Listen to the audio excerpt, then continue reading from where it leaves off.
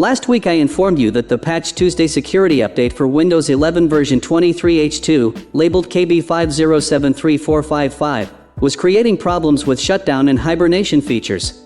Microsoft had acknowledged this issue on their Known Problems Health dashboard page. To recap quickly, Microsoft stated that after installing the January 2026 Windows Security Update KB5073455 for Windows 11 version 23H2, certain computers with secure launch couldn't shut down or go into hibernation mode.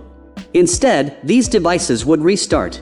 For those unfamiliar, secure launch uses virtualization-based security to defend the system against firmware-level threats during the boot process, according to Microsoft.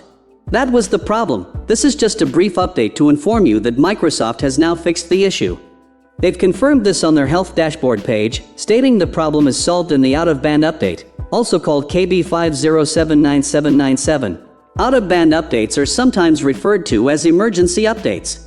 This one was released on January 17, 2026, and can be obtained through the Microsoft Update Catalog.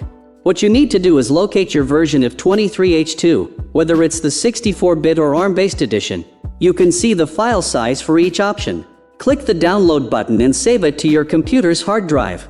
Then run that update file. Out-of-band updates aren't typically offered through the standard Windows Update section. Usually, Microsoft distributes them using the Microsoft Update Catalog. One important note, only install this update if you've actually experienced the problems I've discussed in my previous videos about this known issue. Otherwise, skip the update.